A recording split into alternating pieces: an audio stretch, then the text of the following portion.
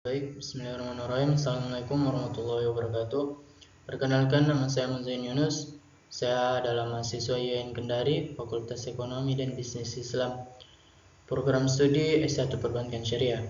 Jadi, pada kali ini saya akan membahas tugas yang telah diberikan kepada saya dari dosen saya, khususnya mata kuliah analisis pembiayaan dan syariah. Jadi, kali ini saya akan membahas apa itu bank syariah, perbedaan bank syariah dan bank konvensional, dan mengapa lembaga bank disebut lembaga intermediasi. Ya, jadi bank syariah merupakan lembaga intermediasi dan penyedia jasa keuangan yang bekerja berdasarkan etika dan sistem nilai Islam, khususnya yang bebas dari bunga atau riba, bebas dari kegiatan spekulatif yang non-produktif seperti perjudian, yaitu maisir, bebas dari hal-hal yang tidak jelas dan merugikan, yaitu gharar, berprinsip keadilan, dan hanya membiayai kegiatan usaha yang halal. Bank syariah atau biasa disebut Islamic Bank di negara lain berbeda dengan bank konvensional pada umumnya. Perbedaan utamanya terletak pada landasan operasi yang digunakan. Kalau bank konvensional beroperasi berlandaskan bunga, bank syariah beroperasi berlandaskan bagi hasil, ditambah dengan jual beli dan sewa. Hal ini didasarkan pada keyakinan bahwa bunga mengandung unsur riba yang dilarang oleh agama Islam. Menurut pandangan Islam, di dalam sistem bunga terdapat unsur ketidakadilan karena pemilik dana mewajibkan peminjam untuk membayar lebih daripada yang dipinjam tanpa memperhatikan apakah peminjam menghasilkan keuntungan atau mengalami kerugian. Sebaliknya, sistem bagi hasil yang digunakan bank syariah merupakan sistem ketika peminjam dan yang meminjamkan berbagi dalam risiko dan keuntungan dengan pembagian sesuai kesepakatan. Kemudian, dilihat dari perspektif ekonomi bahwa bank syariah dapat pula didefinisikan sebagai sebuah lembaga intermediasi yang mengalihkan investasi publik secara optimal, yang bersifat produktif, serta dijalankan sesuai nilai, etika, moral, dan prinsip Islam. Ya, selanjutnya kita akan membahas akad mudharabah. Menurut Hanafiyah, mudharabah adalah suatu perjanjian untuk mengkongsi di dalam keuntungan dengan modal dari salah satu pihak dan kerja dari pihak lain. Menurut Imam Mazhab Maliki, yaitu penyerahan uang di muka oleh pemilik modal dalam jumlah uang yang ditentukan kepada seorang yang akan menjalankan usaha. Dengan uang itu, dengan imbalan sebagian dari keuntungannya. Mudharabah adalah akad antar pihak pemilik modal, yaitu disebut shahibul mal, dan pengelola, yaitu mudharib, untuk memperoleh pendapatan atau keuntungan. Pendapatan atau keuntungan tersebut dibagi berdasarkan nisbah yang telah disepakati di awal akad. Kemudian selanjutnya, jenis-jenis akad mudharabah. Yang pertama, mudharabah mutlaqah. Transaksi mudharabah mutlaqah adalah bentuk kerjasama antara shahibul mal dan mudharib yang cakupannya sangat luas dan tidak dibatasi oleh spesifikasi jenis usaha, waktu, dan daerah bisnis. Kemudian yang kedua, mudharabah muqayyadah. Transaksi mudharabah muqayyadah adalah bentuk kerjasamanya antara shahibul mal dan mudharib, di mana mudharib dibatasi dengan batasan jenis usaha, waktu, dan tempat usaha. Kemudian selanjutnya akad wadiah.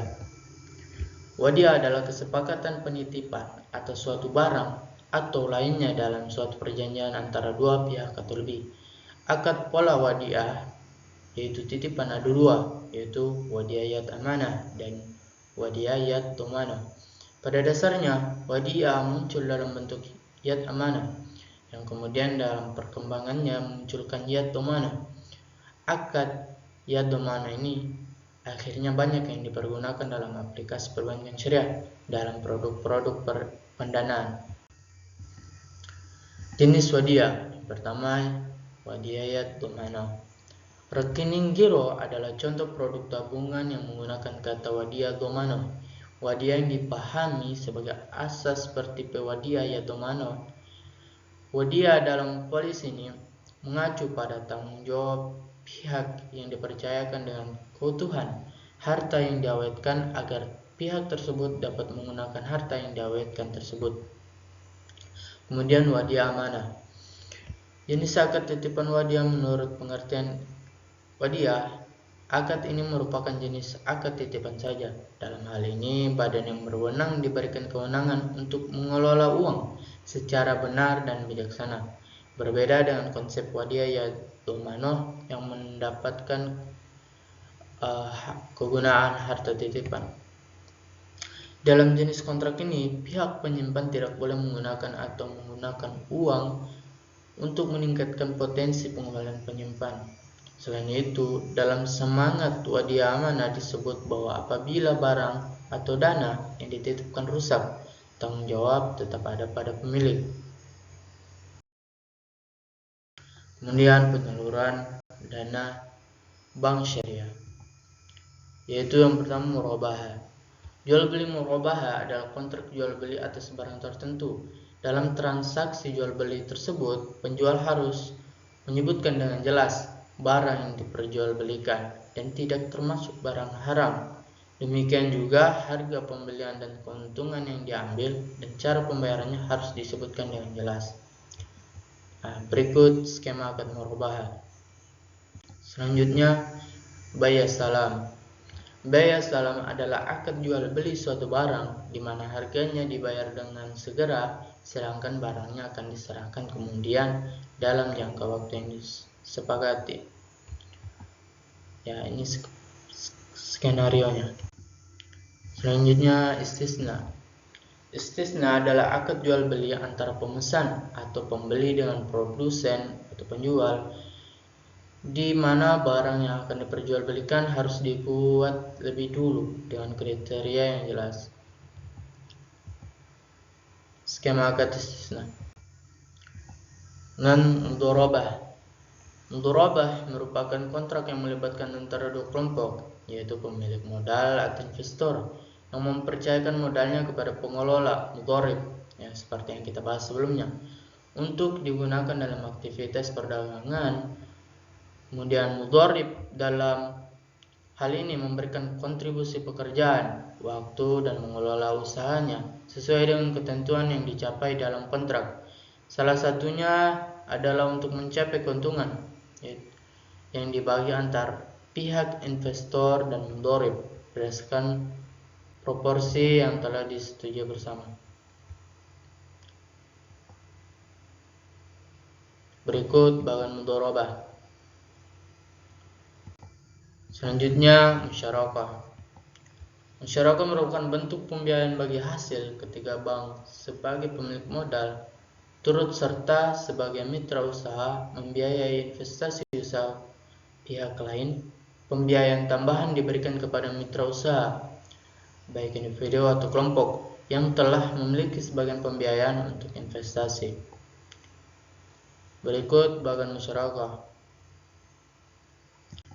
Selanjutnya, ijarah.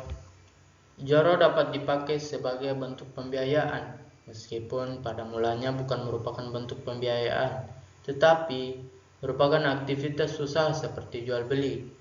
Individu yang membutuhkan pembiayaan untuk membeli aset dapat mendatangi pemilik dana, atau dalam hal ini bank, untuk membiayai pembelian aset produktif. Berikut bagian ijarah. Ijarah muntahiyah bitamlik merupakan ijarah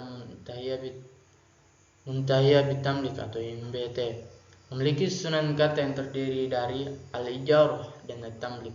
Al-ijarah dalam istilah para ulama ialah suatu akad yang mendatangkan manfaat yang jelas lagi mubah, berupa suatu zat yang ditentukan ataupun yang disifati dalam sebuah tanggungan, atau akad terhadap pekerjaan yang jelas dengan imbalan yang jelas, seperti tempo waktu yang jelas. Sedangkan at-tamlik secara bahasa bermakna menjadi orang lain memiliki sesuatu. Adapun menurut istilah, ia tidak keluar dari maknanya secara bahasa, dan at-tamlik bisa merupakan kepemilikan terhadap benda. Ya, mungkin itu saja yang bisa saya sampaikan. Lebih dan kurangnya mohon dimaafkan. Wabillahi taufiq wal hidayah. Wassalamualaikum warahmatullahi wabarakatuh.